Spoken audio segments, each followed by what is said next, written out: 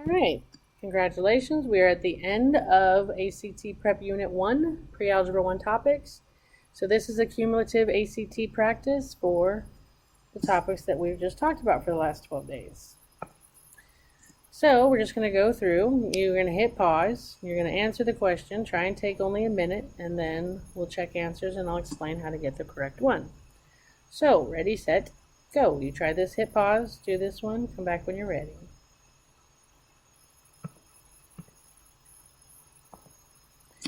And you should get D. It says, which of the following statements are true? Well, 1 says, compare these numbers. It's a tie. Here's a 9. It's a 6. 9 is bigger than 6, so that's false. Both of those numbers rounded to the thousands place are 535,000. To the thousands would be here. That 9 would bump it up. Thousands would be here. That 6 would bump it up, so that's true. And 3 says the value of the 4 in both of those is 4,000. Well, 4 is in the thousands position. 4 is in the thousand position. That's 4,000. That's also true. So my answer is 2 and 3. Okay. Try this one. Hit pause. Come back when you're ready.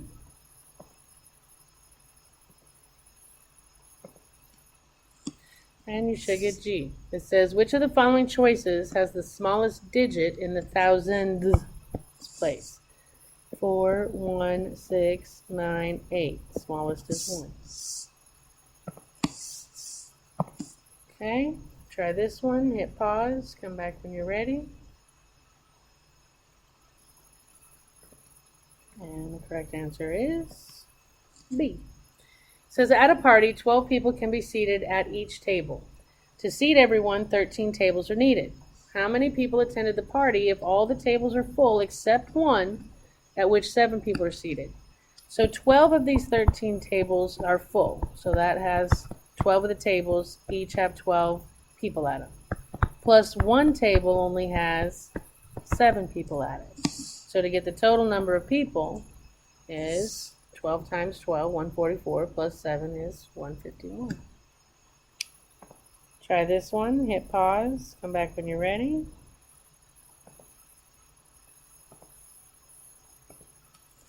Hopefully you got K. It says, Jim's car can travel 300 miles on a full tank of gas. If Jim starts a trip with his car's gas tank full and drives 178 miles, how much farther can he travel without filling up the gas tank again?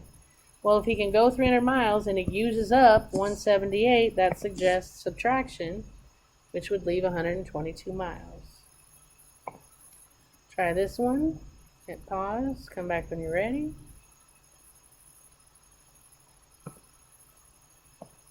And hopefully you got 12. It says, what is the sum? That's telling me to add the digits. In the tenths place, that's a 7. In the hundredths place, 1, 10, 100, that's a 5. 7 plus 5 is 12.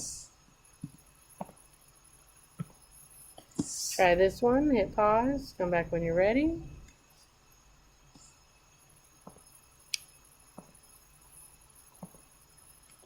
And hopefully you got H. It says, which of the following choices shows that number rounded to the thousandths place? Tenths, hundredths, thousandths would be the 4. 8 is going to bump that up to a 5. Everything in front stays the same. And the rest turn to zeros. But after a decimal, you don't need to write them. Okay. Try this one. Hit pause. Come back when you're ready.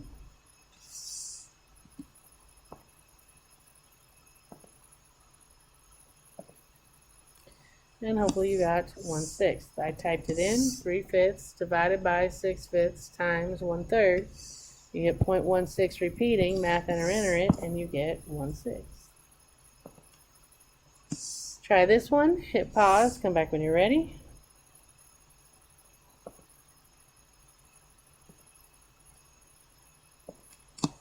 And hopefully you got 39 cents. Anita places $1 in coins in her jacket pocket on Monday. Each day of the week, Anita takes some of the coins and donates them to a charity box in her school's lunchroom. Listed below are the amounts Anita donates each day. how much money remains in Anita's jacket pocket at the end of the week? Well, she started off with $1. Then she took off 10 cents. Then she takes off 9 cents. Then she takes away 15 cents. Then take away 7. Then take away 20. So I typed all that in and I got 39 cents left over. Try this one. Hit pause. Come back when you're ready.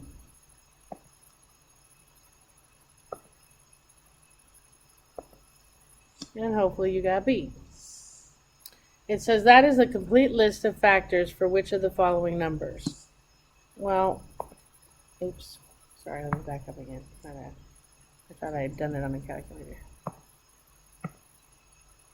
All right, a complete list of factors. Well, if you look at 40, that's 1 and 40, 2 times 20, 3 doesn't work, 4 times 10, 5 times 8, 6 doesn't go, 7 doesn't go, 8 and 5. So those are all the factors of 40.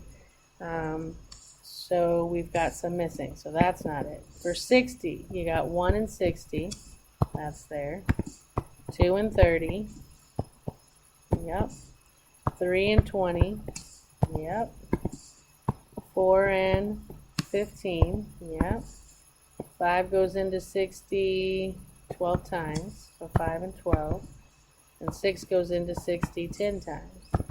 7 no, 8 no, 9 no, 10 and 6. So there's a complete list for sure.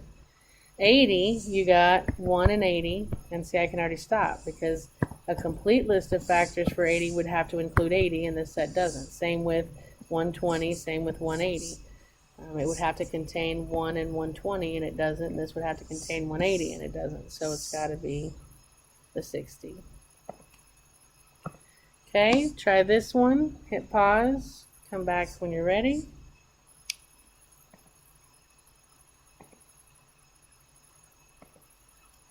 And hopefully you got K. It says, which of the following fractions is the largest?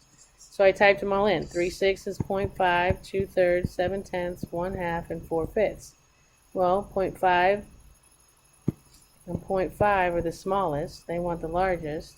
So 0.6, 0.7, or 0.8, well obviously 8's bigger than 6 or 7, so it's got to be 4/5. Try this one, hit pause, come back when you're ready.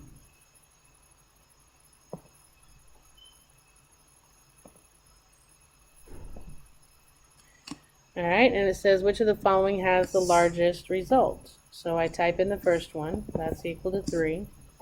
Type in the second one, that's equal to 1.5. Third one is equal to 2. Fourth one is equal to 5. And the last one is equal to 2.94. So that's got the biggest result. Try this one, hit pause, come back when you're ready.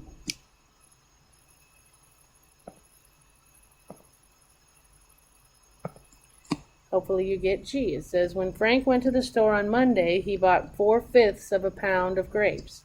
How many pounds of grapes did Frank eat on Monday if he has 2/3 of a pound of grapes left on Tuesday?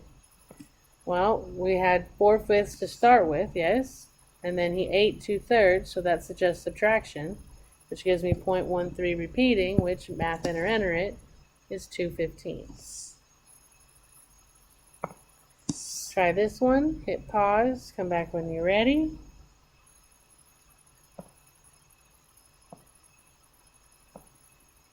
And you should get 110. It says Jim and Joni needed money for their weekend trip. At the bank, Jim withdrew $60 for himself, while Joni withdrew only 5/6. So Joni takes 5/6 of that amount. Again, that word means multiply. So I did 60, that's Jim, plus 5/6 of 60, which is 110. Try this one, hit pause, come back when you're ready.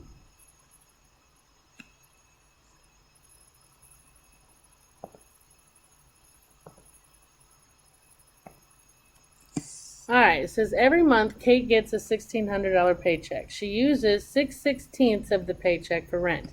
There's my favorite word. So she's got $1,600. She's got to take off her rent, which is 6/16 of 1,600. She's got to take off 1/8 of that paycheck for utilities.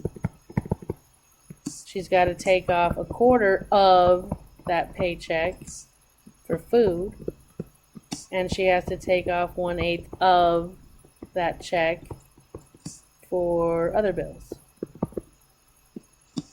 So what's left? Well, we type it in. I've got 6/16 of 600, that's $600. 1/8 of 1,600 is 200 for utilities. 1/4 of 1,600 is 400 for food, and 1/8 of 1,600 is 200. So if I take 1,600 minus 600 minus 200 minus 400 minus 200, I get 200 left. Make sense? Try this one. Hit pause. Come back when you're ready.